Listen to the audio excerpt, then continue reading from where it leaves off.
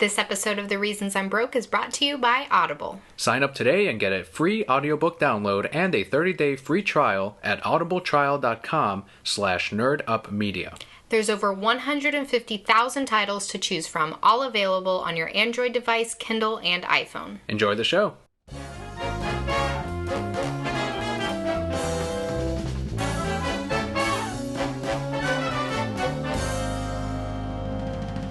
Hello and welcome to the Reasons I'm Broke podcast, bringing you the reasons we're broke, ranging from comics, movies, TV, video games, and more. I'm Daniel. And I'm Kelly. I'm the much better sounding Daniel now. Last week, I had the allergies right up my nose, up my fucking ass, like everywhere. It's just wherever allergy pores could get, it went in there and just made me feel awful.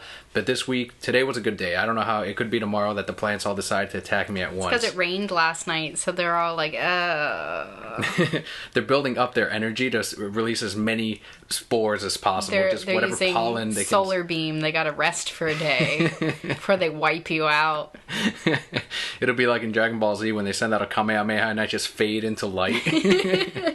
So the allergies do to you. That's what they do. For any new brokettes out there, we cover comics, movies, TV, video games, and more on the podcast. The format is first we do news, and then we close out pretty much the half of the show is the comic book reviews for the week, which we do have indie, Marvel, and DC comics for today.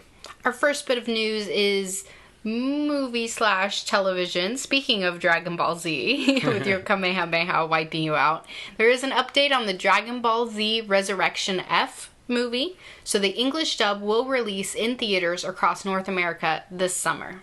Last time we talked about the movie, we did not have any word on when it would come out. You said, of course it's coming to North America. Of course it's coming out. But the question was whether or not it was going straight to video or into theaters. Of course it's coming into the movies. Please. Brokettes in LA can see the movie early on April 11th at the Egyptian Theater. It'll be in Japanese with English subtitles, however. Who cares? You can still have Frieza, Frieza. We'll never escape that song. Frieza, Frieza, Frieza, Frieza. The rest of us this summer, I'm glad to wait. They got the voice casting back, and hopefully it's a solid movie. Mm-hmm. We are still going to see Battle of Z. It is on our Netflix queue, on its way. Little by little, we definitely have to see it, though, before it hits theaters this summer. Absolutely. Staying on the anime side of things, the third season of Pokemon Black and White and also Pokemon the movie Genesect and the Legend Awakened have all been added to streaming for Netflix. Don't care. Neither of them, you don't like any of them. You do realize that third season of Black and White is when Dragonite and Charizard fight. Yeah, I mean, that was a pretty cool battle.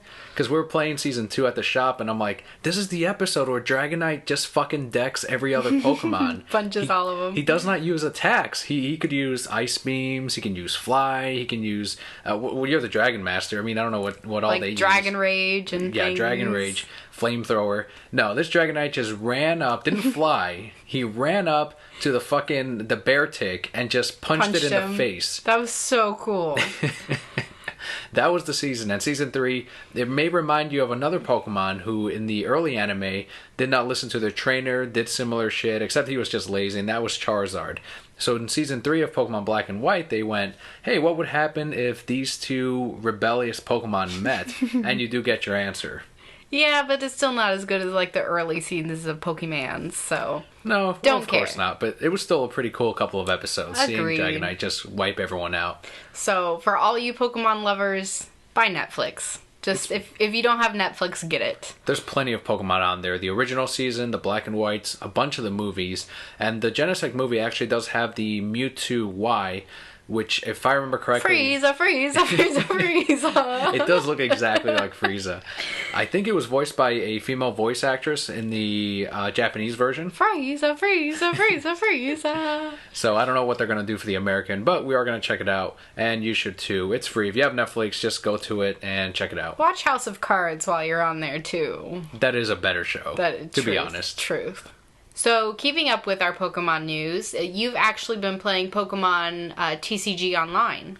Yeah, the trading card game. You can download the program for free at Pokemon.com, and you can actually use a couple of the pre-made decks to get started. On the practice mode, you can fight the computer, or whenever you actually buy a physical pack at your local card shop, comic book shop, Target, whatever, it always comes with one digital code for a digital pack online. It won't be the exact cards that you got. Instead, it'll be a fresh new pack of something else. And so you take that code, put it into the program, and you get cards that you can use in a custom deck online. And now that I've actually translated my Gengar deck from my physical Gengar deck over to the online version, and I couldn't get all the cards right away, instead I ended up making, without, by chance, a better deck than my physical one. It's a sucky deck. It's horrible. She doesn't like it because I hate it. The kind of deck where I can move damage counters wherever I'd like them. I can retreat for free. Yeah. And it moves really quick. He goes out there with his Gengar and he goes, damage counters, bye. And then sends somebody else out and that person's like, damage counters, bye. That is totally angry. my strategy. But you can watch some games on our YouTube channel. The YouTube channel is up on nerdupmedia.com. However, the direct link is youtube.com/thereasonsI'mbroke. Don't forget to subscribe. That's where you can find the podcast that we're recording now, the Let's Plays, and of course our various unboxings. Last one being the Harley Quinn and Joker statue. And if you watch and you hate his deck too, let me know so we can be like, together. If you hate the deck as well, hit a thumbs up on the video. If you like the deck, of course, also hit a thumbs up on the video. Never hit a thumbs down. No, that just means you don't really, you don't understand Pokemon. Yeah. But you don't like Pokemon if you hit that button. We also have some Nintendo news staying on the Pokemon side. As part of a press conference, Nintendo announced a partnership with DeNA, spelled DENA, to develop gaming applications for smart devices. That was something that was rumored for a couple of months now. It looks like we did get our confirmation. We're going to have our thoughts after we go over what each company had to say. So DeNA first said, the alliance is intended to complement Nintendo's dedicated video game systems, business, and extend Nintendo's reach into the vast market of smart device users worldwide. Under the alliance, DeNA will also be able to strengthen its gaming business at a global scale by leveraging Nintendo's IP. All right. And Nintendo said, Nintendo and DeNA expect to develop a new core system compatible with a variety of devices, including PCs, smartphones, and tablets, as well as Nintendo's dedicated video game systems. The companies expect to further enhance their customer relationships through the membership service. All right, so this already tells us a number of things. One, whatever Nintendo's working on next, it will integrate your smartphone, whatever you have in your pocket, any tablet devices that you may have at home, and it will interact with them.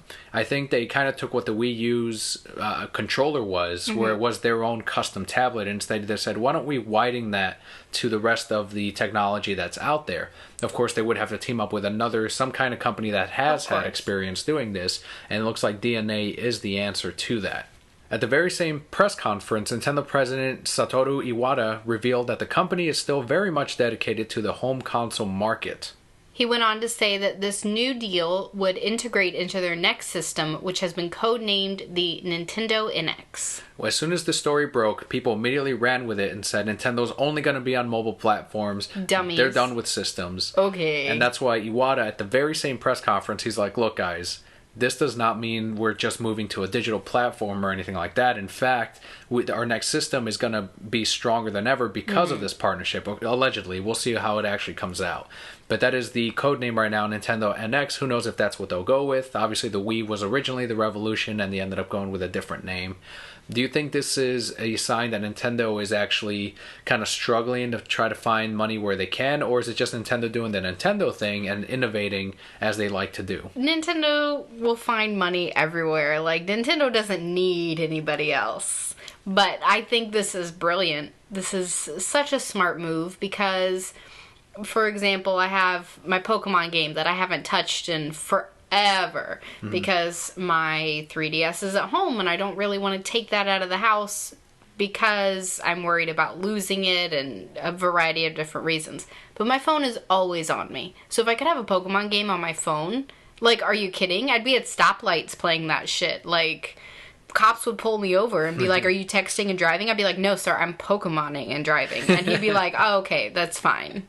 That's the title of this episode: Pokemoning and driving. Like I always have my phone on me, and then if it was even like, okay, I have my game at home, but I can use my phone like the Poke Walker, and it counts my steps and it levels up my Pokemon. Like, that shit is always on me. This is so smart. They can also integrate some wallpapers that they can put out for tablets, for phones. They'll probably put out some kind of emulator service where they can have the classic games like the Virtual Console, but on the go, like you were saying, on your phone, on your tablet. And I'm sure that will crack down on the free emulators out there. Yeah, probably. But this is just Nintendo, I guess, expanding into that market. And inevitably, one of the companies was going to do that. Something that we've talked about before, and looking at Nintendo's earnings, it's in one of the Did You Know videos, actually. If you go on YouTube, type in Did You Know Gaming, click on the Nintendo one, they can take annual losses for the next 25 years and they'd be okay. That's how much they've made off of the DS, the Game Boy, the 3DS, all that stuff. So they've got tons of wiggle room, even at the very end. If for some reason they were to fail for the next 25 years, they can still go, okay, well, let's, make games on a different company and continue there. They've said that they would never do that they would just stop making games in general. But they say that knowing that they can operate for the next 25 fucking years. Of course. Something great about this, too, is they can make a free game with microtransactions. Like, do you know how much money that makes? So much money, because you have no distribution costs. And people are just, let me spend $1 here, let me spend $1 there. And without realizing, and money goes down the drain. And we've already seen that with the Pokemon game on the 3DS. It was that puzzle game. It is a microtransaction type of game.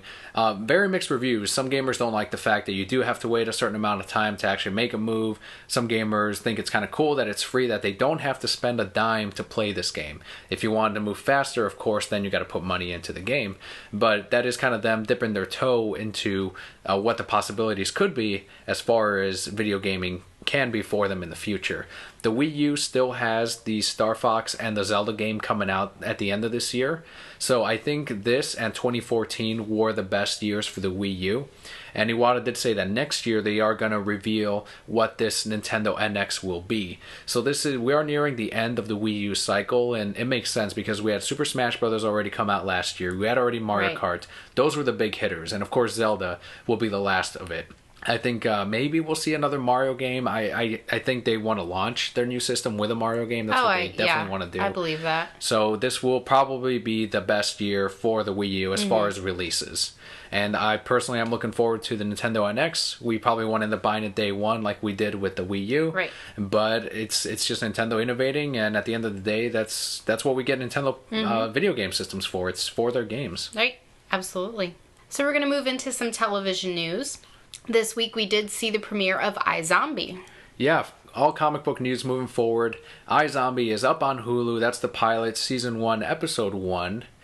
And honestly, if you haven't seen it, we recommend it. We actually really enjoyed it. Highly recommend it. Yes. Absolutely. For a pilot, I felt they did a fantastic job. I didn't feel lost. I felt attached to the characters, and it was a lot of fun. Some of the acting, as far as the third characters, it was just okay. Nothing that was immediately like, oh, this is terrible. Secondary and our main actress, spot on. I love them. They were funny. Yeah. They were charming. They were enjoyable to see on screen. And the relationship they already built just from the pilot. These episodes are 45-minute long, but just that amount of time, I'm already like, okay, so this is the kind of relationship that they can spin off of with her being a zombie. So you got the scientist here, you got the cop over here that's willing to work with her. Got the ex-fiance who she should totally be together with again. Yeah. Just tell him the truth. Basic premise is we have our main character who's a zombie, but she's not like your typical zombie. When she eats the brains of whoever she ends up eating, she'll actually inherit some of their traits as far as their personalities, kind of like Rogue from the X-Men. And then she'll actually be able to get visions as to how they died, before they died, their life. So it's kind of gonna be like a mystery solver type of show, very similar to Constantine. Actually, every episode he was figuring something out in the show. Yep. And this is actually right up there with Constantine. We loved Constantine. That's our favorite DC show thus far, as far as the live action stuff. And iZombie is, if it continues like this and continues upward, I think it could take Constantine's spot for our favorite DC show. Right. Absolutely. I think they're going to have, eventually in this season, trying to figure out where this zombie virus came from, too. Because they kind of touch on it a little bit, but, it's just there, whatever. But I think there's going to be someone bigger behind all of that. Oh yeah, that's them saying you want to figure out this mystery. You got to watch the rest of the season because that's going to be the overall arc for what they're moving forward with. And if you notice, Brokettes, in the opening of iZombie, that was all done by Michael Allred. If you're a fan of the comic, you do get that bit where it's but that's all that you get. Yeah, the producers, even before the show aired, they said this is going to be different than the comics, you guys. Just a heads up, we are going to make our own original stories to it, which to some purists is a bad thing. To others, they can enjoy it for what it is. And that us two we're obviously two of those people. Oh yeah. Well, I never read the comic. Maybe if I had, I'd be upset. I don't know what they did as far as that, but they're doing a great job with what they have here.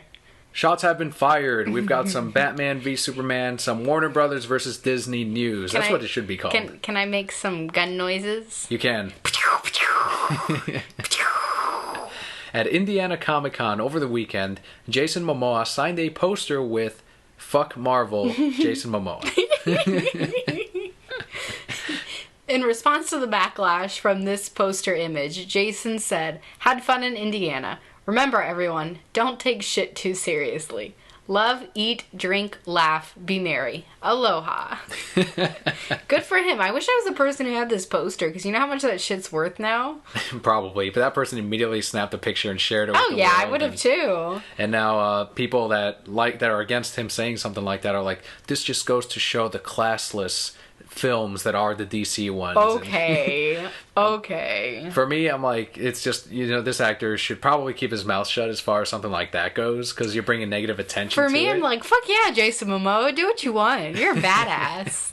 You don't take shit from no one. But at the same time, one of the websites out there, I think it was Comics Alliance, they outlined these moments in which they're like, okay, so an actor talking shit about a comic book company is not... Jason Momoa's not the first guy to do this. Oh, of course not. They pointed to Robert Downey Jr. And Samuel L. Jackson, who before, when the Dark Knight movies were coming out, they were bad-mouthing DC. Like, Robert Downey Jr. said you'd need a Harvard degree to understand the Dark Knight. He's like, the Marvel movies are just about fun and superheroes, but you need a Harvard degree to understand the Dark Knight. Stuff.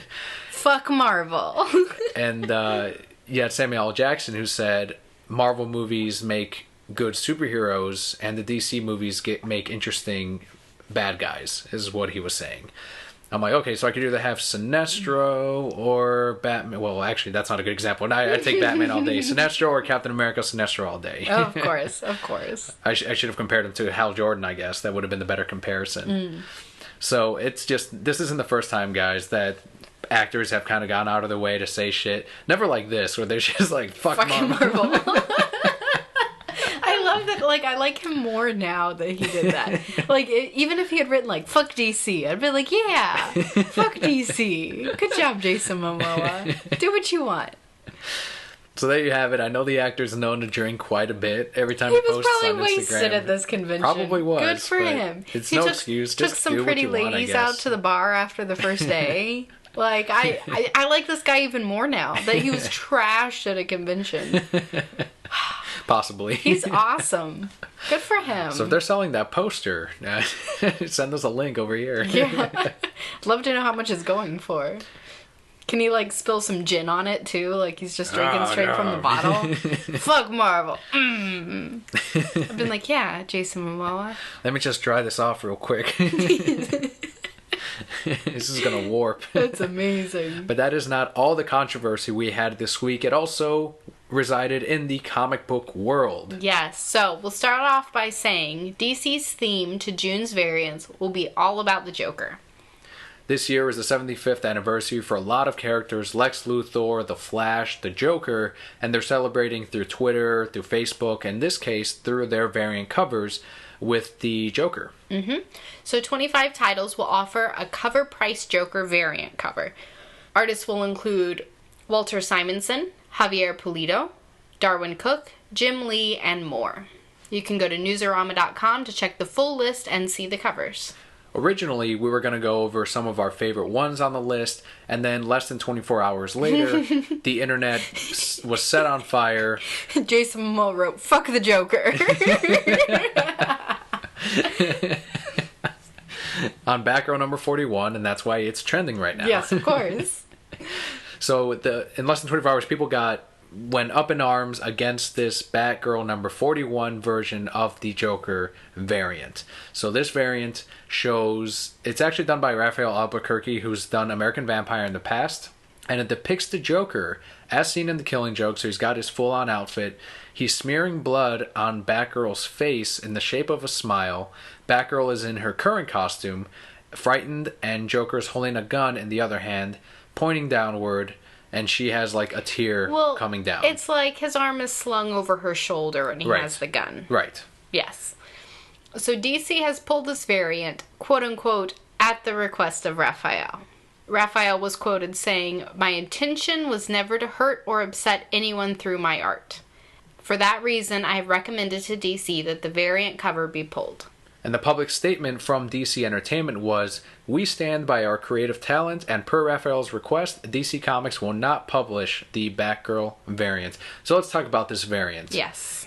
When we were flipping through it, we were like going through each one, like, oh yeah, that one's cool, let's get that one. The Darwin Cook one has the Joker. He just sprayed Superman in the eye, so his face is like smoking, and Joker's real nervously like, I guess it. And Superman's like over him, holding him, staring him down. Like, that one looks amazing. The Catwoman one is very stylized and beautiful. Then we kept going. When we saw the Batgirl one, we're like, oh, that one's really amazing. It's well done, and we continued. We did not anticipate that people would react so strongly against it. Yeah, and they did, particularly, you were saying, people who had been victims of abuse, because that's what they pulled from this cover. They were saying it was sexualized because the gun was pointing down, and male violence, against women, yeah. And both the authors, it didn't help that both the authors of Batgirl, so you had Brendan Fletcher and Cameron Stewart, they came out against the cover as well, and they said, this does not fit the tone of our comic. And my argument on Twitter was always, and it still is, it's a choice. You have a variant cover, and you've got your main cover.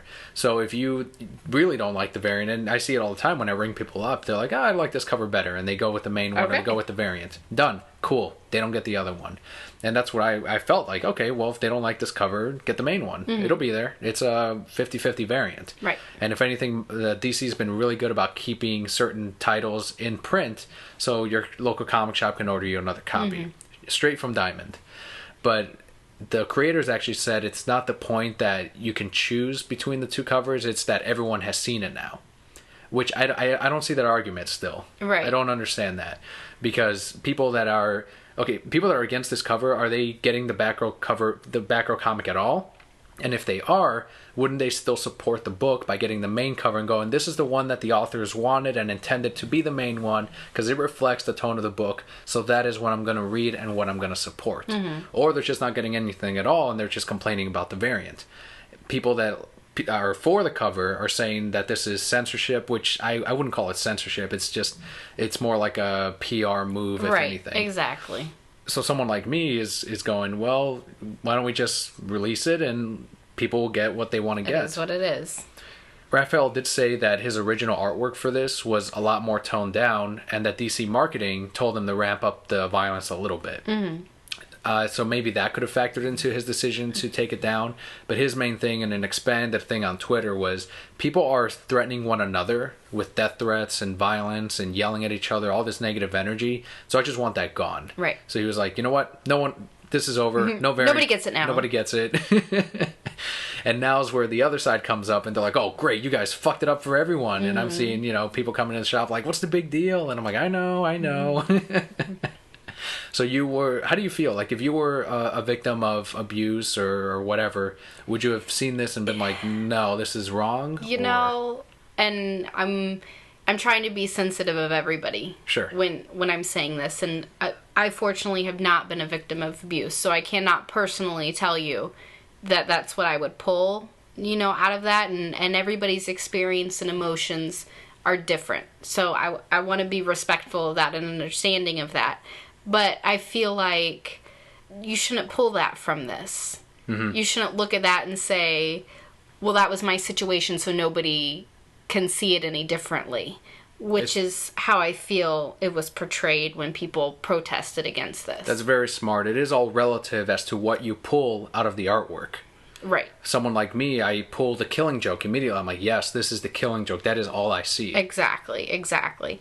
So if I would like to think that if I had looked at this and related it to a previous experience that I had, I would have said, well, then I choose not to get this one. I will get the one that I'm comfortable with. Mm-hmm. And understand that not everybody sees it that way, and that's not the reason that they're purchasing it. Again, trying to be understanding, not everybody feels that same way, and for some people, I'm sure that this was very offensive. Yeah.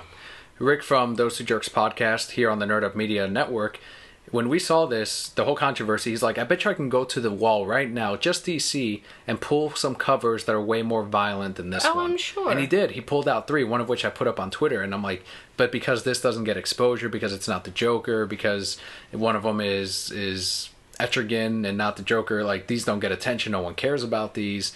That's without us even looking in the independent section or in the Marvel section.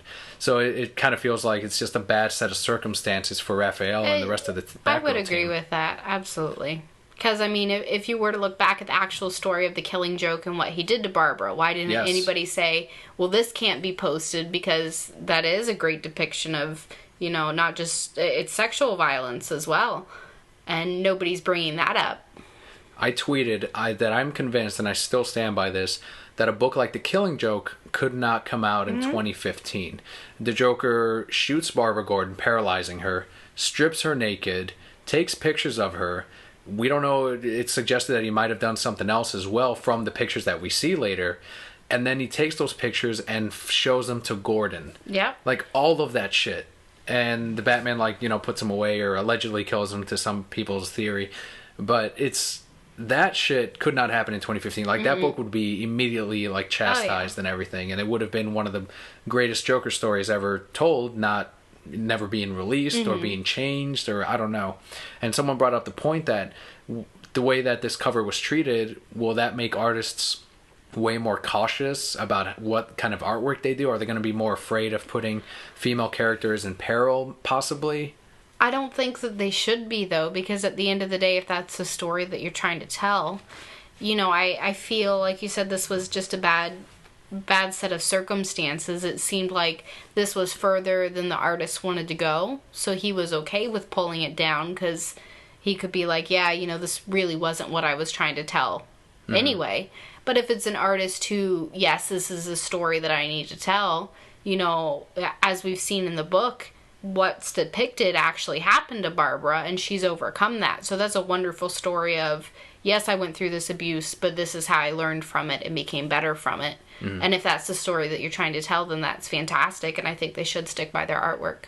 If you're really hung up on absolutely getting this Batgirl variant cover done, there are a lot of artists out there, freelance artists, that are actually doing this cover for their customers out there, or something similar. Well, they'll substitute, you know, they'll switch the Joker and Barbara Gordon. That's so cool. They'll put in Jason Todd instead of Batgirl, because he was a victim as well, or just straight up doing the cover as it was. And you could always commission them to do something like that. For us, it wasn't something that we're like, we must have it, and we're campaigning against it. But we're in favor of releasing the cover, but, you know, not so far as that we're going to go out and get a commission. But that option is available to brocats out there if you really want to get that finished. And one of the places you could get this commission done at. Good transition. I'm real good, man. We had to do this, like, transition thing at work one day, and I was so badass. Everybody wanted me on their team because I'm just awesome at transitions. So, one place that you could get this commission done is MegaCon. Road to MegaCon. You didn't say it right. Road to MegaCon. Thank you. Con. Frieza. Guest highlight of the week. We just talked about him. Yes. He will have one of those Joker variants release. That's the one we just said. Darwin Cook, that Superman Joker one. He will be at MegaCon. So Darwin Cook is an Eisner Award-winning comic book writer, artist, cartoonist, and animator known for his work on the comic books Catwoman, DC The New Frontier, The Spirit, and Richard Stark's Parker. He also worked on the opening to Batman Beyond, the animated series. Yep.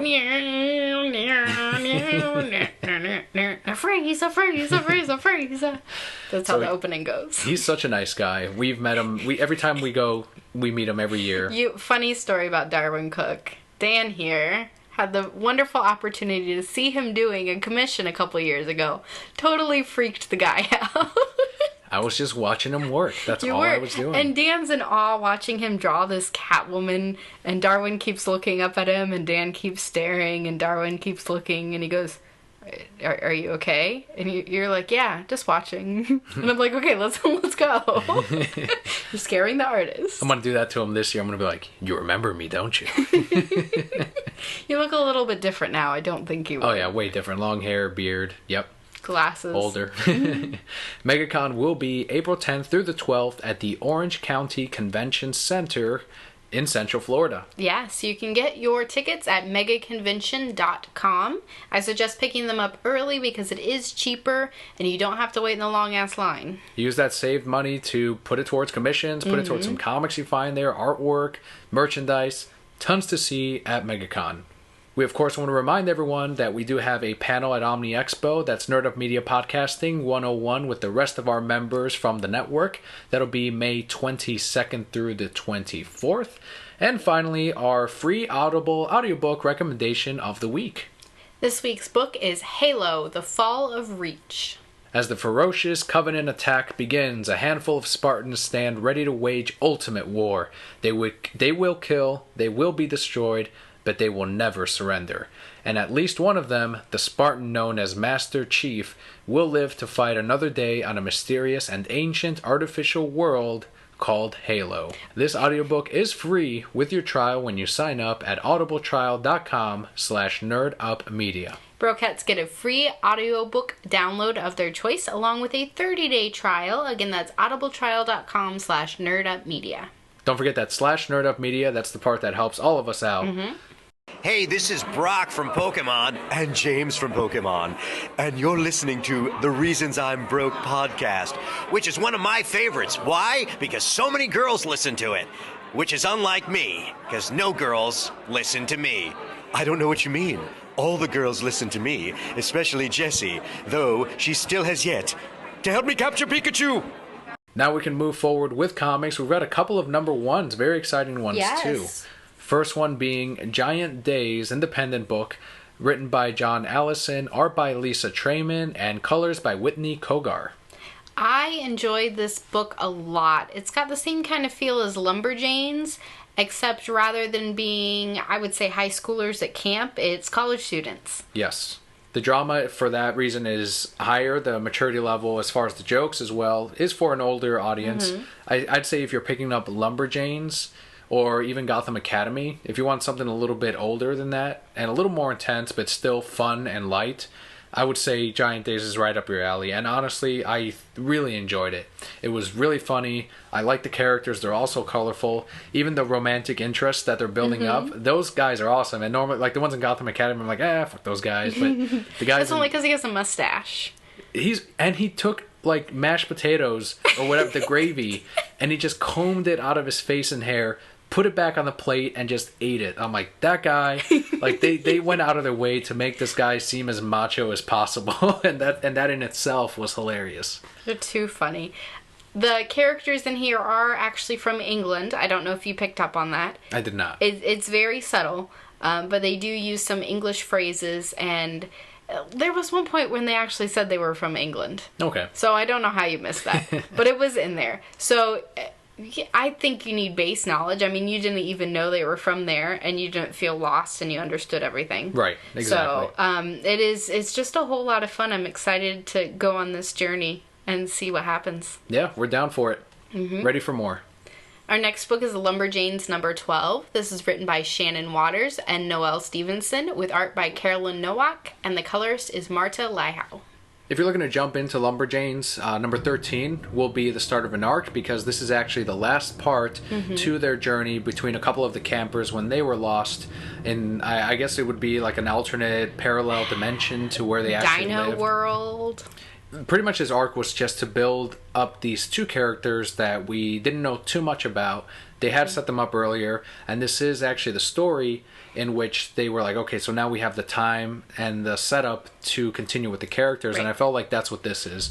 The entire arc was a little bit slower, and they took their time more with it, and I felt like as the last couple of issues came and went, they were much more improved than what we actually started out with. I agree. This one, I enjoyed it. I think it concluded everything very nicely. You get to feel a little bit more for our characters, and hopefully this next one will start an arc where how many do we have? 5 of them. Yeah, it's like 5 or 6 Lumberjanes. Yeah, where all 5 of the Lumberjanes get to go on a journey together and grow together.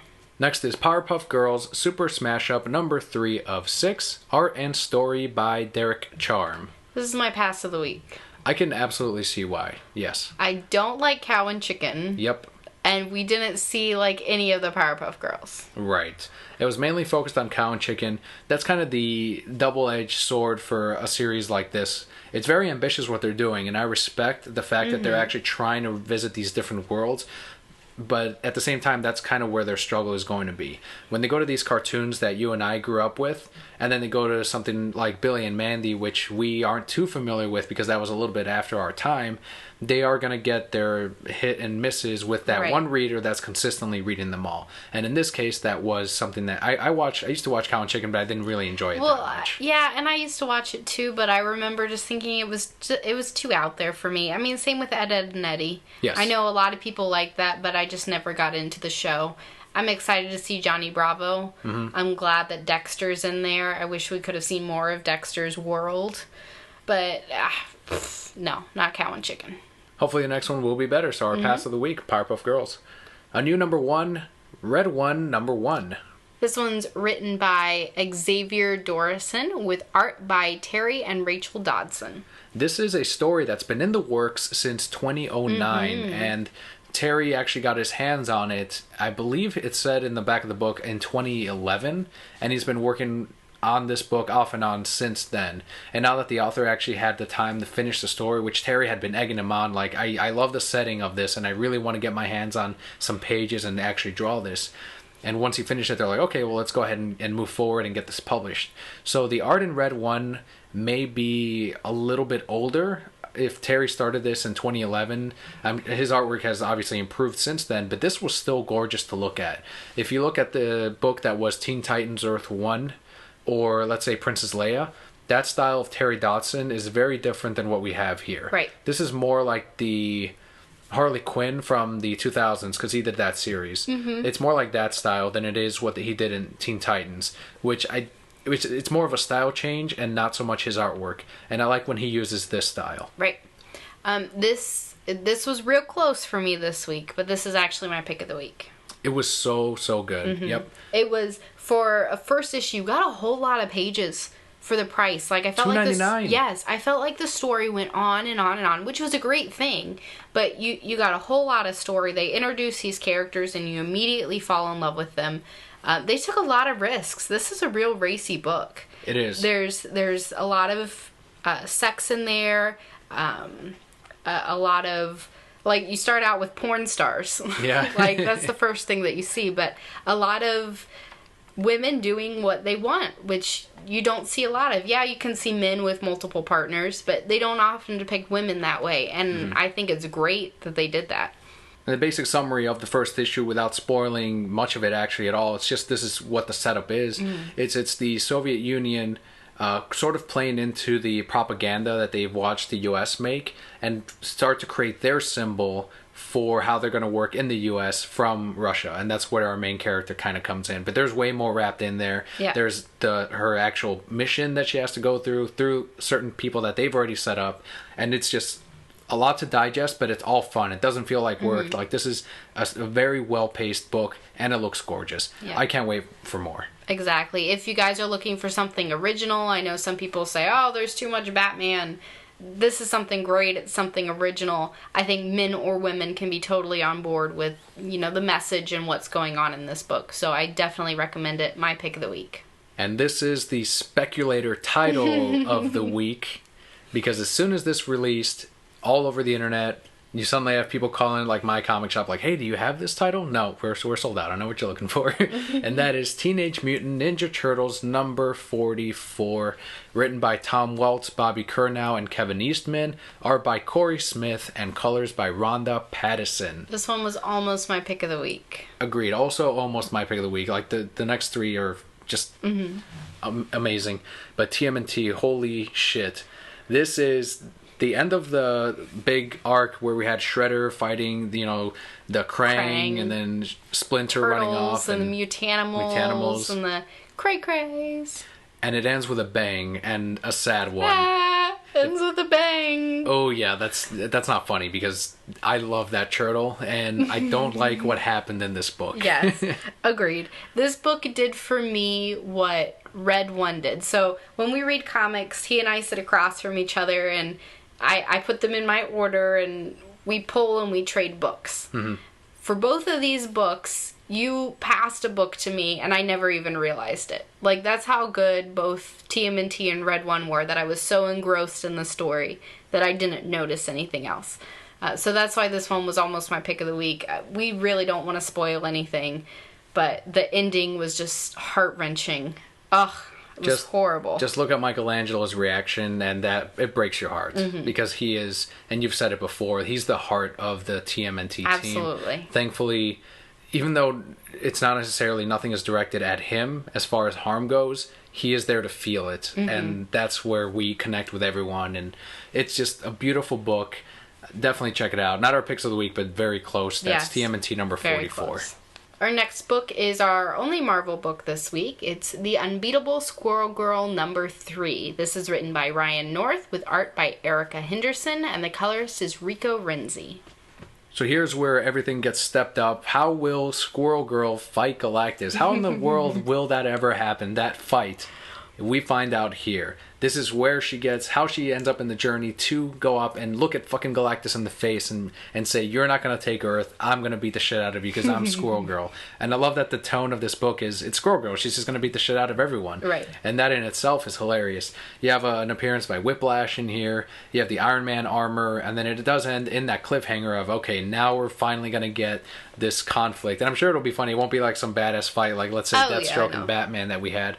But it's going to be fun. And actually, this was my pick of the week. Really? This over was your TMNT, pick of the week? over Red One. Really? This one. Yep. See, I think you're enjoying this book way more than I am.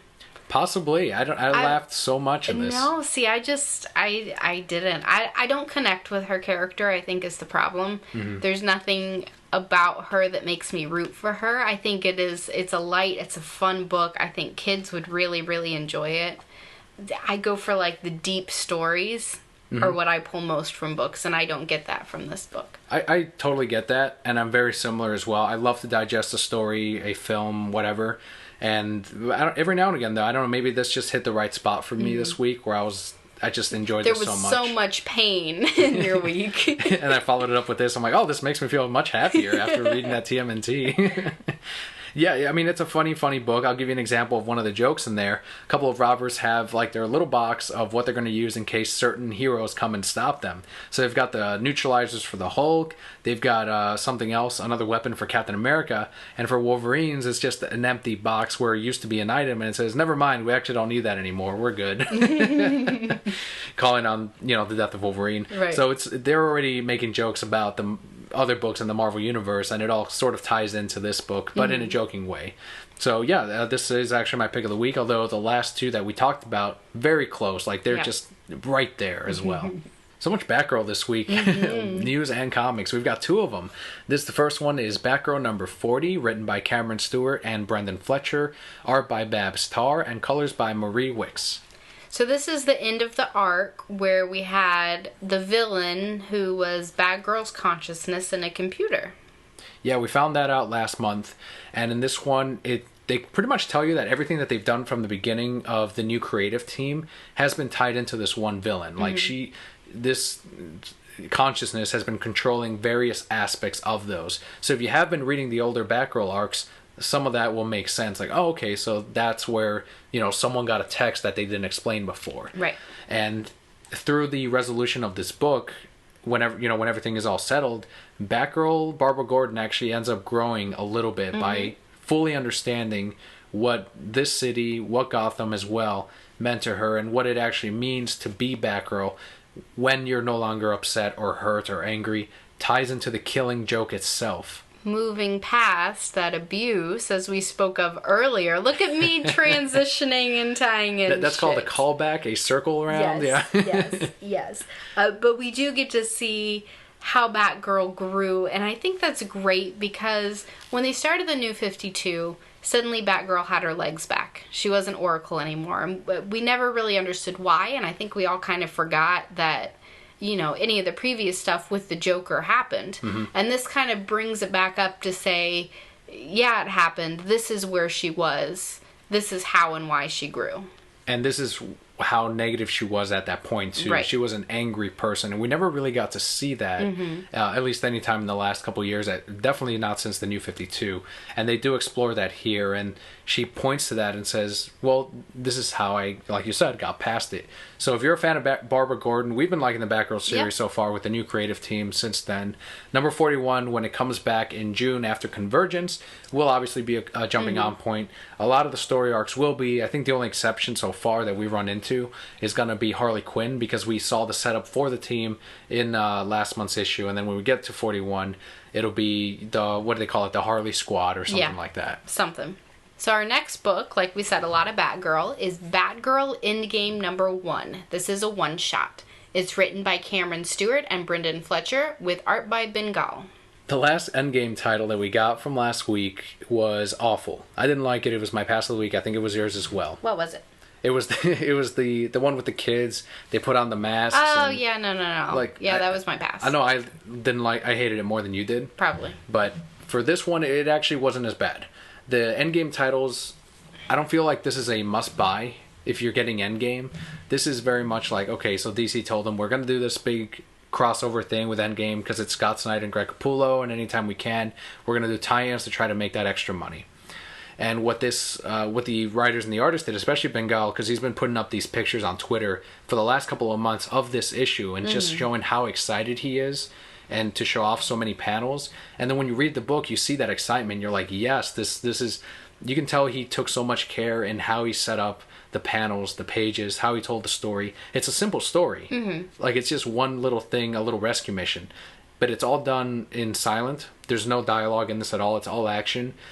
There's communication through the way Batgirl uses her movements, her hands, emojis. Actually, yeah, emojis, text, all of that. And I think it's cleverly done. I don't think it's a must-buy at all for Endgame, but if you're picking up Batgirl, I don't think you'll be disappointed in the Endgame tie-in. I wouldn't say I was disappointed. If it weren't for Powerpuff Girls, this would have been my pass of the week, though. Huh. I don't... I'm full of contradictions today. Look at me. No, you're full of contradiction, picking Squirrel Girl. What am I contradicting? Just your pick, I guess? Just you're contradicting my pick. Like you said, I absolutely don't feel that it was a must-buy. I understand where they were going with it, and I think if I were more focused on art rather than story, I would appreciate it more. At the end of the issue, I was just kind of like, that's it? Like, I didn't even pay for it, and I was like, that's all that I got? And then I just kept being reminded of the other silent issue that was like my pick of the year. The Batman and Robin one? Yes. Yeah. Which was so amazing, and that's how you do a silent issue right. And I didn't feel for the little girl that she was trying to help. I was just like, dumbass little girl, you should have ran with your mom. Like, what are you doing on top of a bus, right? Because kids don't get scared. Well, but what's her mom doing running away from her? She's a joker or something. You know what? No, her mom wasn't a joker. Anyway, I didn't really feel for anybody. It was just a very light kind of fluff piece. Oh, yeah, and it was. And I would have rather see, if you're going to go silent and try and live up to Batman and Robin, be hard. Don't send me emojis. The final book we have this week is Batman Superman number 20, aka Superman Loves Batman, and there's a lot of it in this issue. Written by Greg Pak, art by Ardian Syaf, and colors by Ulysses Areola. Yes, you got the hard names. I did. Now, you know what we haven't done in a while? The Superman Loves Batman theme song? Superman Loves Batman theme song.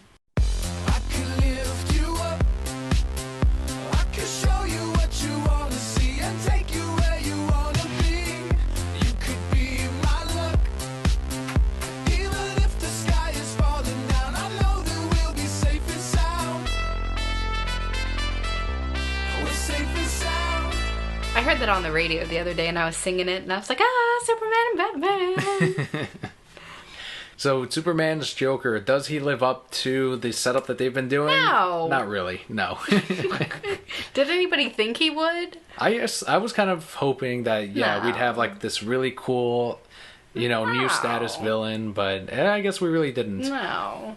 Silly Hush. But he did still attack in the way that Joker would. At the end of the day, Superman did not essentially win. He was still hurt through his people. Like, that itself, he did nail. Yes. The thing that pisses me off about that is, like, yeah, I get that they're your people, but are they really your people?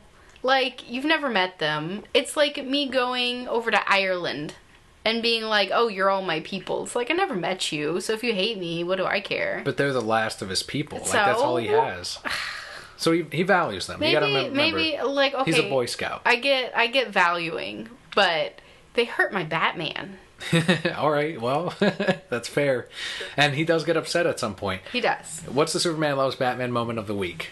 When... Slight spoiler, when Batman gets shot and he goes, no! And then he starts fighting them. Previously, Superman was supposedly weakened by something, and then as soon as Batman was hurt, he like ran up and started beating the shit out of the bad guys. I'm like, weren't you hurt, Superman? Or what happened? You were pretending to be more hurt than you actually were, just so you can like watch as Batman saved you. Or the fact that Batman was hurt, you overcame your weakness through love and like rushed forward and beat them up. It's probably both of those things. Let's be real. It's both of those things. Because that's something a woman would do. So, both of those things. At the end of the day, I didn't think Superman's Joker was anything to write Phantom home King. about. Right.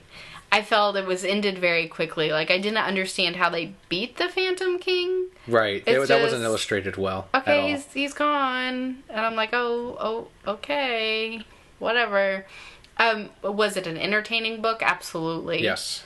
I loved the things that they did with Superman's family. I really loved his grandma because I saw my grandma in her. I'm not going to lie. I was like, what's my grandma doing in here? Because that's exactly how she is. Yeah. I think we will see these characters again, probably in a one-shot where Superman goes back to visit and hopefully get some, conclusion and resolution from this. Right. But it was a little confusing.